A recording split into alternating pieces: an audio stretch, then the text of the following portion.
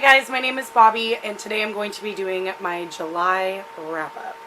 Now in July I read 8 books, which isn't bad. I really wanted it to be 10, which, let me grab the books I'm currently reading and think about that.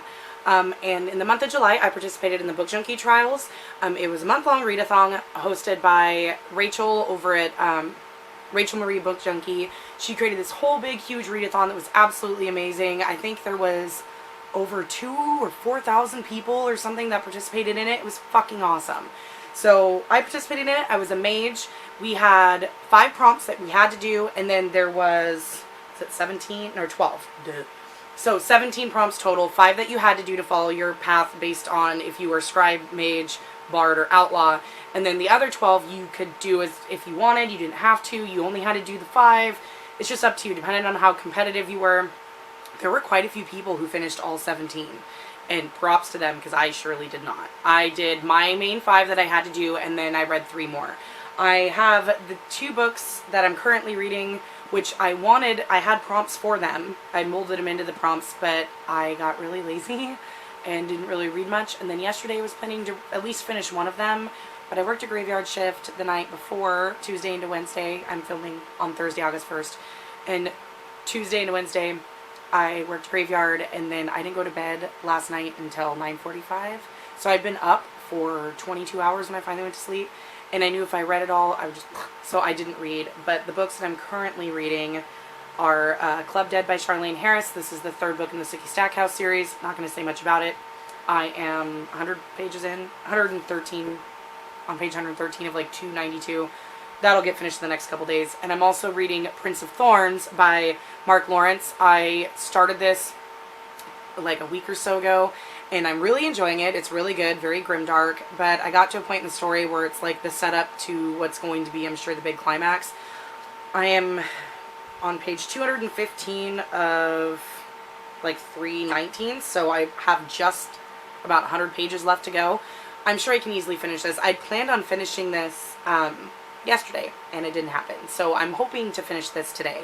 I'm a little bit behind today. I wanted to film like 4 hours ago, but my friend came over and I had to help her edit a video for Gish, and yeah, anyways. So the rest of the books, I'm going to get into those now. My reading month was so-so. Like, not a lot of these books did I really enjoy, and I think that's part of the reason I picked up the Sookie Stackhouse series again. 1, I wanted to reread it because of Becca, and I usually do read it in the summer, and 2, like, I started to slump really bad, and that's not something I want to do. And we're getting into August. Like, there's a whole bunch of books I want to read. If you saw my TBR, it's huge, and I've since added 1 to it. But there's so much I want to get to, and there's so much I want to read. I can't afford to be in a slump right now. So the first book that I completed was the first step on the Mage Path, and that was Orc Grove, a gory, gruesome, or gritty book. So I read Kin by Keelan Patrick Burke. This is a horror novel. It's definitely horror.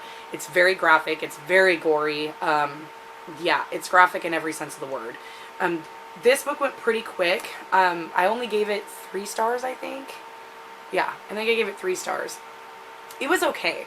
Like I said, it was exactly like I said it was when I put it on my TBR. It is Texas Chainsaw Massacre and like The Hills Have Eyes, like, combined, pretty much. So it follows, like, the very beginning. I believe that's her. This girl is stumbling through a field and is close to the road. Trying to remember, this is like the first book I read at the beginning of July. I read this a month ago. And she is like, I think one of her eyes is missing. She is beat up. She's been raped multiple times. She is like, has tons of wounds all over her. Like, she's barely alive. She's dehydrated. It's really hot. She makes it to the road. And these 2 guys stop and pick her up. One's an old man and one's like somebody, I think he's like in his 20s, but he's like special needs, and they're a dad and son, and they pick her up to take her to get help, to get better.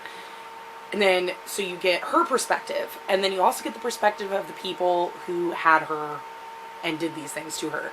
And the people who did that are this family, like very Texas Chainsaw Massacre, Hills Have Eyes family, a little bit of both. They're very severely inbred. They are cannibals, and it's just like Texas Chainsaw Massacre. Like, they find people who stumble upon them, or people who are going through town, and so nobody will miss them, and they abduct them, and they torture them, kill them, eat them, the women they rape, like, it's bad, and she managed to escape. So, of course, now they're trying to find her because she can expose them for what they are. It was very twisted, very dark. Normally I like books like that, but it kind of moved slow considering how big or how short the book was. So I didn't enjoy it as much as I wanted to, but it was definitely graphic. It was just like reading a script for a horror movie. And so I recommend it if you enjoy that kind of thing. If not, steer far, far away from it because it's horror. Like, it's hardcore horror. But yeah, only 3 stars for me. The next book I read, I started on our trip to California, and I got the audiobook of it. Now, I'm not much of an audiobook reader at all, but I figured this would be easy. I'm stuck in a car. I can read in a car, but it just depends on my mood. Usually I don't get sick, but sometimes I can, and I didn't want to risk that since we were in a car for a very long time. So I downloaded the audiobook thinking if I get the audiobook and I can listen to it while like playing a game on my phone or something like that, it hopefully, like, I can only, on the very rare occasions I listen to audiobook, I can only listen to it on max of 1.5 speed. It has to sound like a normal human talking. It can't sound like a chipmunk talking. And I have a hard time retaining audiobooks anyway, so it has to be at a speed where it sounds like somebody's talking to me or reading to me. Not, I can't do the sped up. I just can't. So I started listening to it. I also had it on my Kindle or Kindle app on my phone, so I could read it that way too if I wanted. And this fit the prompt for In the Mage Path, Pirate Cove, Partly Set on the Sea. And I read Into the Drowning Deep by Mira Grant. I gave this book 2 stars. I didn't like it at all. And I know I'm in the minority, and I know a lot of people love this book, but it sucked. Like, I didn't like it. And for me, it wasn't that the writing was really bad, because the writing was fine. Like, I like Shauna McGuire, who is the author. Mira Grant's one of her pseudonyms, or pen names. Pseudonyms, pen names. But it was too sciencey, I think. The first half of the book was so fucking slow. It was so slow. Like, it took forever to get through. It was hard, and it was really sciencey, and it's about this girl who, her older sister was like trying to be a reporter and all that stuff, and she got a job with like this company that kind of is all about reality TV. So they run like a studio that's all they put out on the network is reality TV shows. And she was working for them, and they put her out on a boat to make like this mockumentary of, they did one before of like Loch Ness Monster and like all this other stuff like Bigfoot, about different, like, I don't remember the term of zoologists, like where you only study like mythical like creatures, or I can't remember what kind of zoologist it's called. There's a name for it. But she went out there with them and a whole bunch of production people or whatever, and they went out into Mariana's Trench, and they were trying to find mermaids.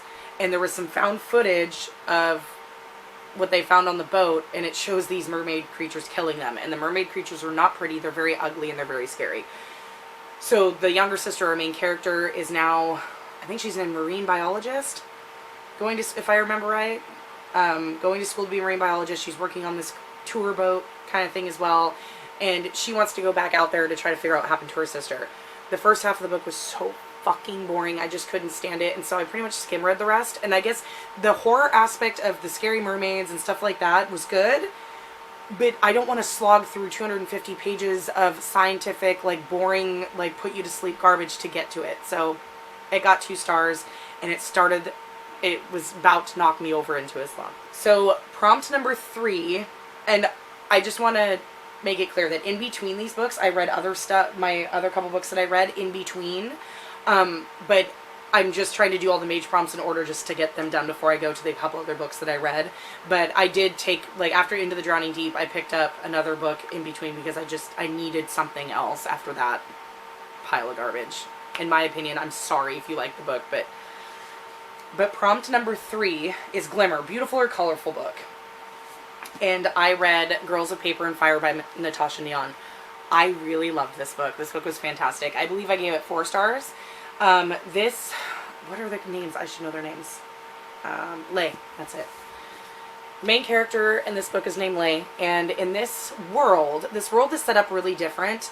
First of all, this is YA fantasy, Asian-inspired YA fantasy. The second book comes out in November. I'm debating pre-ordering it because I really want to read it.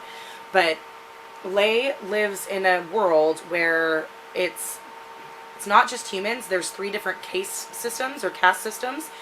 And the top ones are the demons, the demon caste. I think they're called the Steel. No, they're not called the Steel. Steel is the in-between. I think it's just called the demon caste, or the demon caste. And they're pure 100% demons. And then the caste below them is the Steel caste, and they're half demon, half human. And, you know, they can be, and the demons are animal-like. So one of the demons, which I'll explain in a minute, and then the humans are called the paper caste, or the paper caste, and they are the lowest of the low, and they're treated like shit. And at the start, she's working in her parents' herb shop but her mother is no longer there, with her dad and a friend of the family who is a Steel caste, who are in the middle. She's half fox, I think, half fox demon, and then half human, and they all work together, whatever, in her herb shop. Her mom was taken out of the home 7 years prior, 4 years prior, something like that. But in this world, the king every year picks 8 girls to be his paper girls. And a paper girl is his concubine. And she only has to do it for a year. If she's good at what she does, she will stay in the court and just have another job. Some of them become prostitutes in the whorehouses. Some of them just do other things. Some of them just become like nice escorts for other men. Some of them marry other prominent people in the court, and so they end up with, you know, a higher status. But it just all depends on how good you perform your job, and you're a paper girl to the king. And so Lay gets chosen as a paper girl, and she gets chosen as the 9th paper girl, which has never happened before. It's completely unheard of, because she has beautiful golden eyes, and nobody else has had golden eyes. Golden eyes are technically, or usually characteristic, I can't talk, of someone who's in the demon caste, because it's an animal-like feature. Golden eyes you don't usually see in humans, like bright golden eyes. So she gets taken, and the demon that comes to take her is a bull demon. So the way these are described, they have animal features, yes, but their body is human. Like, she describes him as being really barrel-chested and having like a human torso. And most of his face is human, but it has bull features. Like, he has the horns. I believe she says he has like a bull nose, and he's got the ring. But his feet are cloven, so he has hooved feet like a bull. So it's kind of like a mix. But the ones in the middle that are half human, actual half human, half demon, look more human with just small demon features. Like, one of the girls that she meets at the castle that is a servant is half deer, half human, and so she has like droopy like deer ears and little deer antlers, but the rest of her is human. So I mean, it was interesting. But this story is about perseverance. It's about sexual assault. There is trigger warnings for sexual assault and abuse, like physical abuse. It's about perseverance a lot. It's about like regaining your sense of self. It's just really good. There is a female-female romance in here, and I absolutely loved it. It was not insta-lovey. It was a very slow burn. It was so, and I really liked it. Like, I just liked the story. I liked the world too. I don't know, I just really loved it. I know this book has been really polarizing, because with the king being a full demon, and the fact that he takes these human paper-cased women, and if you don't submit to him, he'll just rape you. From his paper girls or whatever, and people are like, oh, it's bestiality. I mean, I get it kind of, but they're demons. It's not like, I know they have animal features and stuff, but I didn't see it that way. It wasn't written that way. But I just really loved it. I gave it 4 stars. I cannot wait for the next one. I hope I explained that well enough. I just don't want to give too much away, because it's good to read yourself. And I just really, really enjoyed it. It was really good, and I can't wait for the next one, because the next one's going to be in a different setting. So, and what's it called? Girls of Thunder and Storm and Thunder, or something like that. Something like that. Something Storm. Something like that. I can't remember, but it's got a blue cover. It's really gorgeous. But yeah, 4 stars, and this was a nice pick-me-up after reading the other ones, because this I really, really enjoyed. Okay, prompt number 4 is Draconic Isle, Books with Dragons, and I picked up His Majesty's Dragon by Naomi Novik, and I also gave this one 2 stars. Now, this takes place during the Napoleonic Wars. So, and it's like an altered history where dragons were alive and thriving and a thing, and they were used in the Air Force for all the different countries or whatever, had their own Air Force. And this is about, what's his name, William? Oh yeah, Will Lawrence. But they call him Lawrence, call him by his last name. This is about Will Lawrence, and he is a Navy boat captain, and he sieges another ship. I forgot the nautical term for when they seize a ship, but they commandeer it. And it's a French ship, and they take it over, and whoever they didn't kill, they imprisoned. And in the hold of the ship is a dragon egg. And so they know it's close to hatching, and they need to hurry up and get it to shore. And dragons, when they hatch, they need to be near a dragon rider or somebody trained to be a dragon rider, because they usually bond with who they want to be their rider near immediately. And if they don't bond with somebody and let somebody put the harness on them that the riders used to ride on, then you'll just have a free roaming dragon. So they know it's getting close to hatching. So he has everybody put their names in a hat, and they draw one out, and that person is going to be the one to approach them. And in this world, the way it's set up, if that person wouldn't be able to be in the Navy anymore, they then have to join the Air Force and be a dragon rider in the Air Force. And it's a very lonely life, because you can't really be around family. Your dragon is your main focus. You have to take care of them, make sure they're fed, you have to train with them, and all that. So you give up your family and your friends, but you gain a longtime companion, if that makes sense. So the setup was really cool, and the premise was really cool, and Will, of course, obviously ends up being the one that the dragon is attracted to, and that's him on the cover. He's a black dragon, and when he hatches, the kid they picked, he just walked right by him, and he goes right up to Will, and he starts talking to him. These dragons can talk too, and it's fucking awesome. And he starts talking to him, and Will's one that gets the saddle on him, so he becomes... Will's like, well, I guess I have to give it being a Navy captain because this dragon picked me. And he named the dragon Temeraire. Temeraire was awesome. I loved the dragon. He was probably the best character. I loved the bond between him and Will Lawrence. It was so cute. It was very much, God, what can I compare it to? Almost like, it was like a Hagrid and Buckbeak, or very much the human-animal sidekick, where they're just super tight. And I enjoyed that aspect of the story. What I didn't enjoy was how much it was about war. I mean, I understood it took place during the Napoleonic Wars, but a lot of it is about battles and setup and strategy and how we're going to do this and that, and a lot of training, and that part just really bored me, and I skimmed through that part because it was just fucking boring as hell.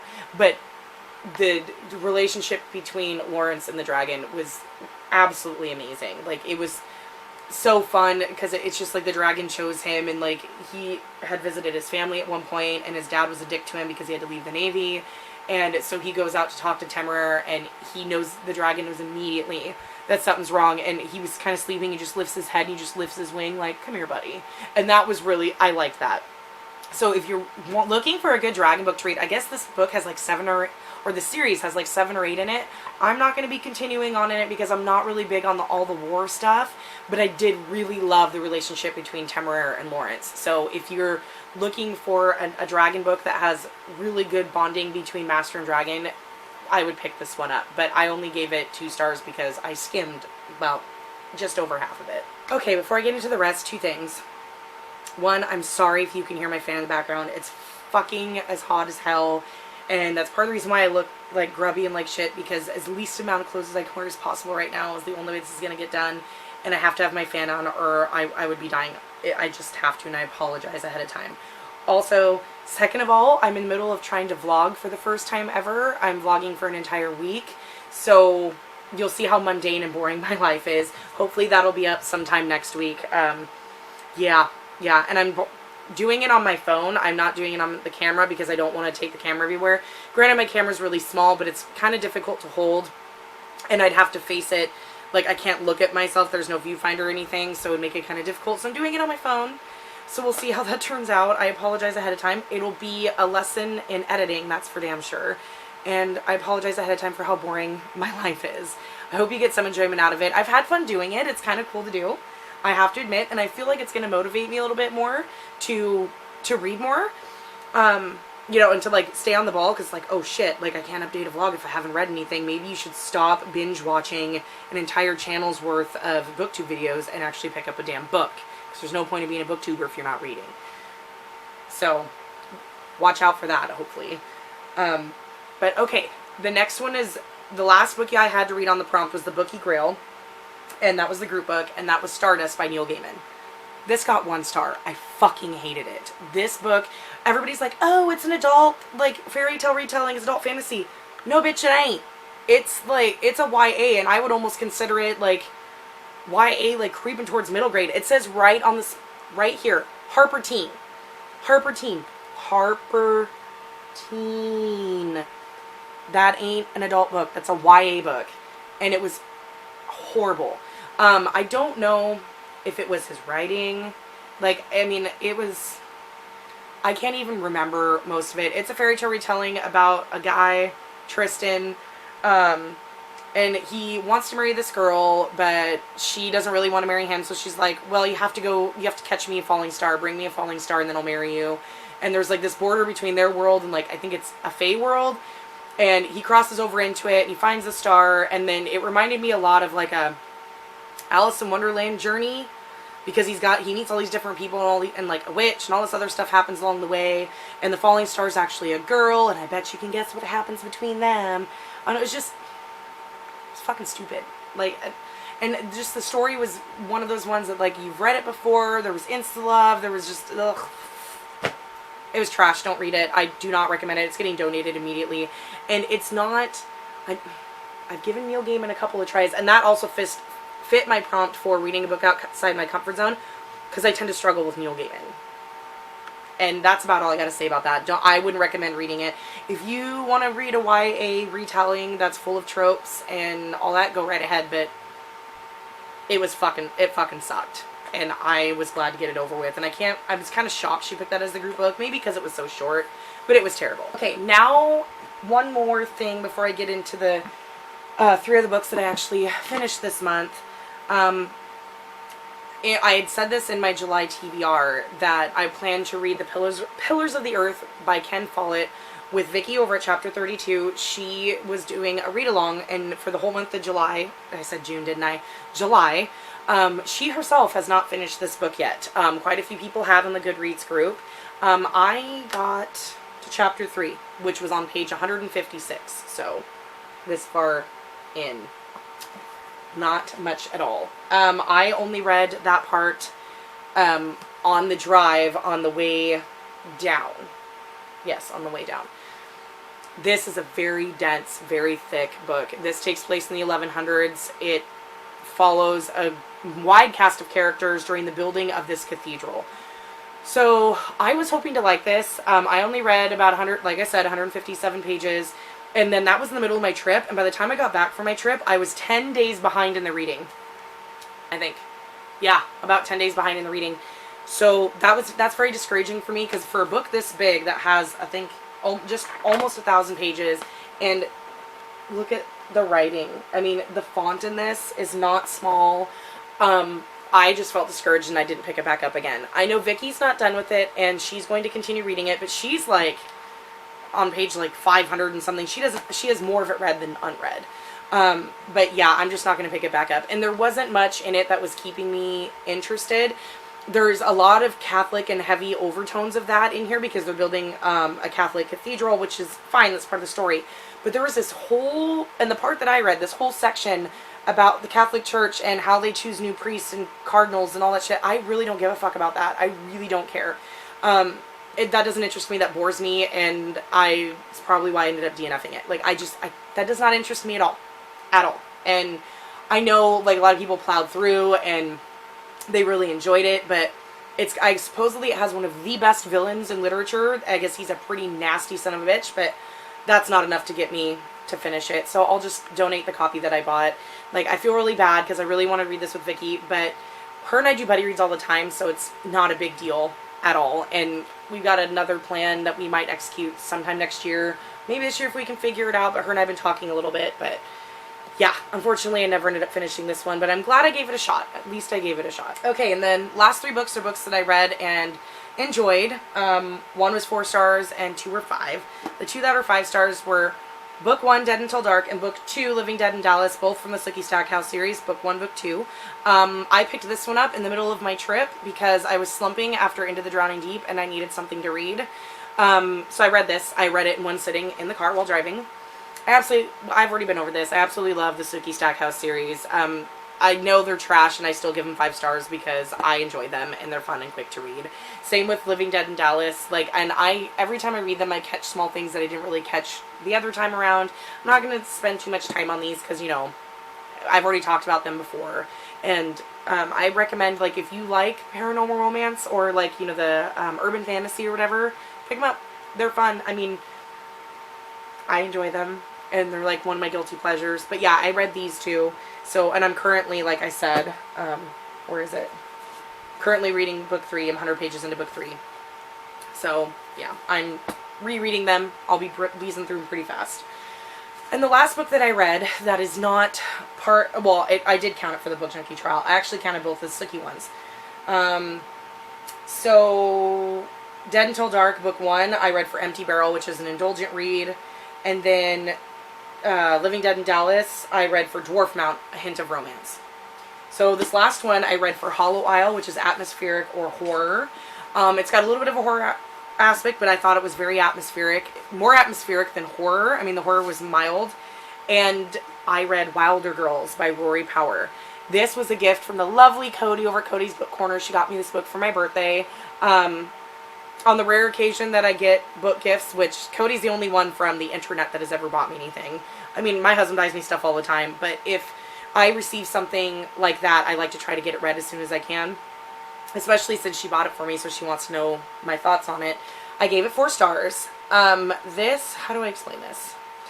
This is a book that centers around Hetty.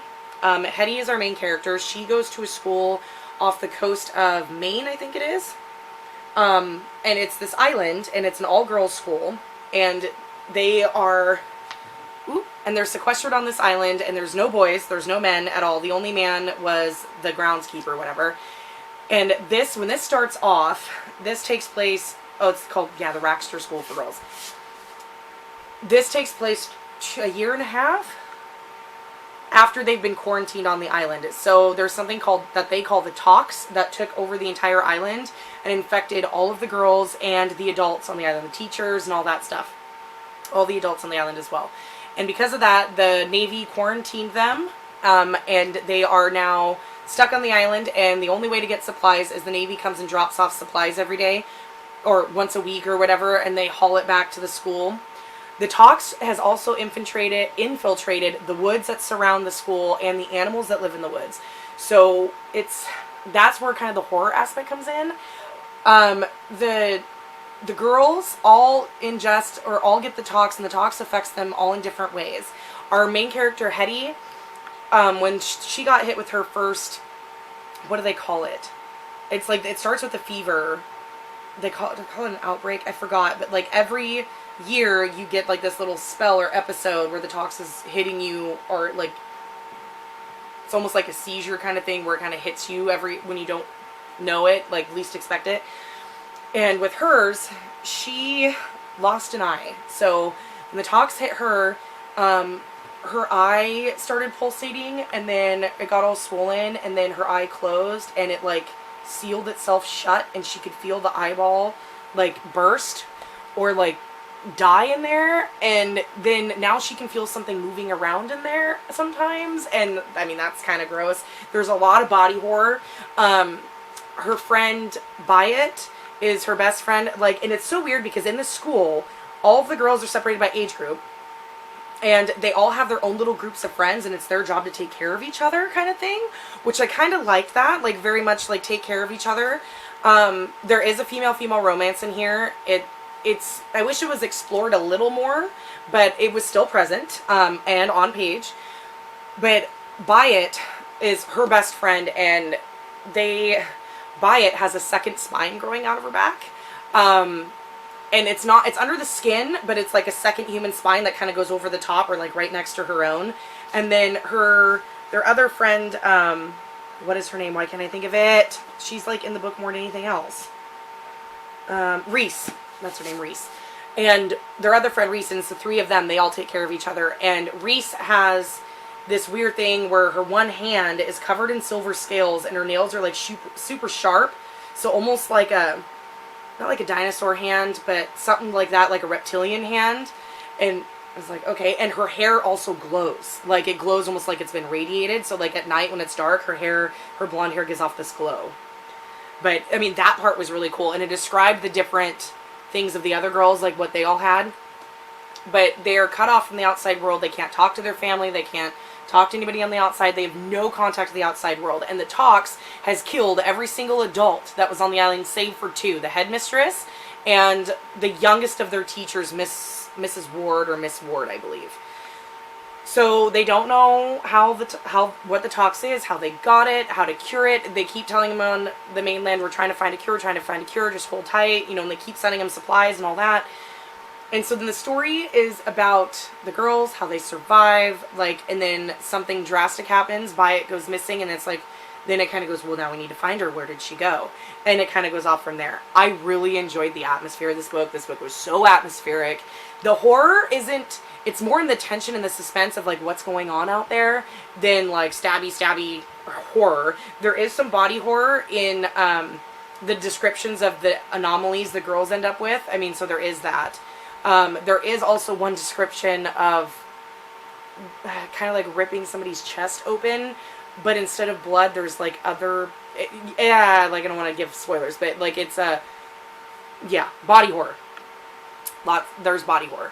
But other than that, like if you can handle that, it's a great atmospheric read. Now, I did not like the ending. I think that's why I didn't give it 5 stars. The ending is very, very, very open-ended.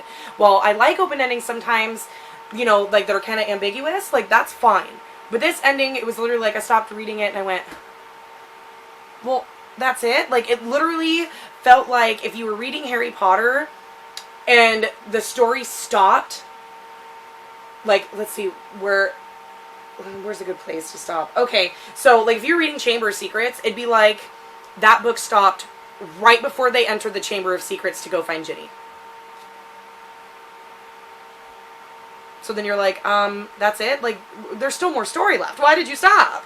Like, and so far in Goodreads it says that it's just a single book and that's it. So I don't know if she's going to make it into a series. It'd be nice to kind of see what happens. Because where it ended, I want to see what happens. Like, I care about those 3 girls. I was invested in Reese, Byatt, and Hetty. Like, I want to know what happened to them, damn it. And, I mean, there was parts of the story were resolved, but there was a huge part of it that was not, and it really irritated me.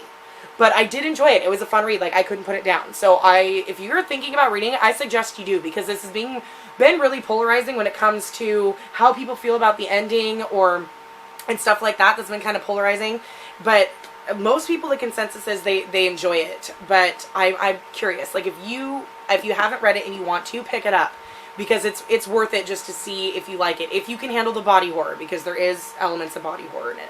But yeah, thank you so much to Cody for sending this to me. I really appreciate it. It was a great birthday present and I really enjoyed myself reading it. Okay guys, that's it. That is my July wrap up. Please let me know in the comments below if you've read any of these books. Because I'd like to hear your thoughts on them as well. I mean, I didn't read that. I guess the well-known books I read or Wilder Girls, which is super popular right now, and Girls of Paper and Fire. I know Alex really wanted to know my feelings on Girls of Paper and Fire. I enjoyed it, Alex, 4 stars. But yeah, I'm curious to see if you guys have read any of these books. Please let me know down below.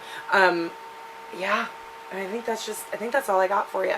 I'm really sad that I didn't get to read more of Pillars or get into it, and I was really disappointed with the Book Junkie Trials. Not of the readathon, but the books that I chose for the prompts. Like, they just didn't, the only one that went the way I wanted to was Girls of Paper and Fire, and I'm really glad that I read that. And I can't wait for the sequel. But that's it. I think that's all I got for you guys. Again, please like and subscribe, and I'll see you guys in the next one. Bye.